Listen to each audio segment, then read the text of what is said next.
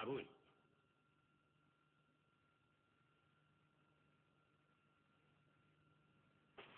موسیٰ علیہ السلام کے زمانے میں یعنی 13ویں صدی میں نسل بنی اسرائیل کے ایک دولت مند آدمی گزرے تھے، قارون۔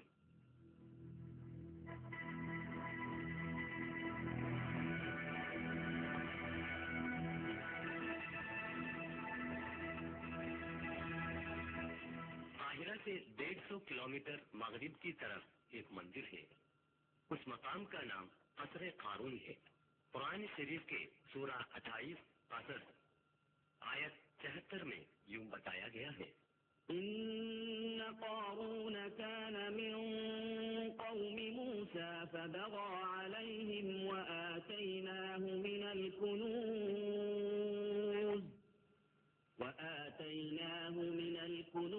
ما إن مفاتحه لتنوء بالعصبة أولي القوة إذ قال له قومه لا تفرح۔ یہ قارون کا کنواں ہے۔ بحیرۃ القارون یعنی قارون کے جھیل کے نام سے آج بھی جانے جاتے ہیں۔ اس جھیل کے ماہی گیری اور آس پاس کی کھیتی باڑی سے قارون کروڑ پتی بن گیا اور ساتھ ہی ساتھ مغرور بھی۔ وہ اپنی اس دولت کو اپنے علم اور محنت کا حل سمجھا۔ اس نے مغرور ہو کر یہ اعلان کیا کہ میں نے جو دولت کمایا ہے اپنے علم اور طاقت سے کمایا ہے، جس سے خدا کا کوئی واسطہ نہیں ہے۔ اس نے روز قیامت سے بھی انکار کر دیا۔ اس کے علاوہ وہ غنڈہ گردی پر تلے رہے اور موسیٰ علیہ السلام پر کئی الزامات بھی لگائے۔ اپنی شان و شوکت دکھانے کے لیے ایک جلوس بھی نکالا۔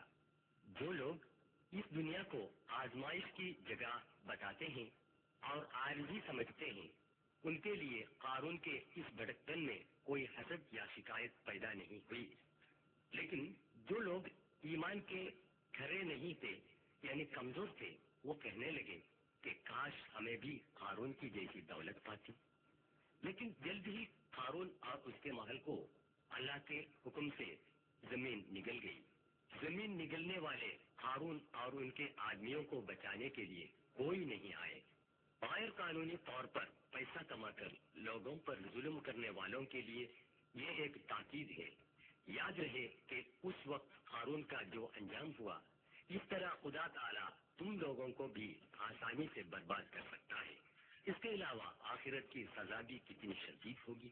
اس لیے عاجز رہو اور نیک بنو اور خدا کا شکر ادا کرو۔ قصر بلقیس۔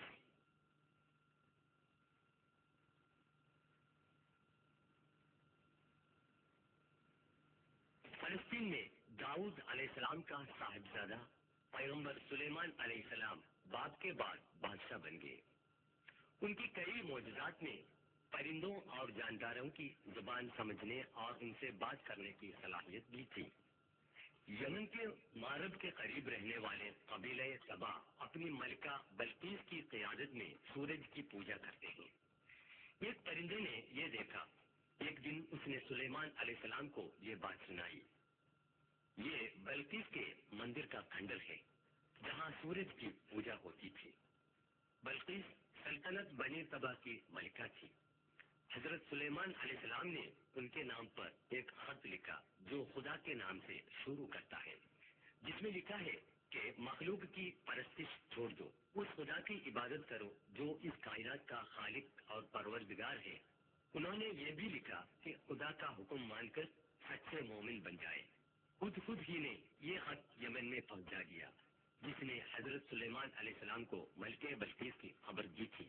رانی سبا یعنی کہ ملکہ بلقیس کے محل کے کھنڈر یمن کے سبا میں آج بھی آپ دیکھ سکتے ہیں، جو مخلوق کی پرستش اور خرافات کی ظلمت سے صرف خدائے واحد کی عبادت کرنے کے لیے سچائی کے راستے میں آئی تھی۔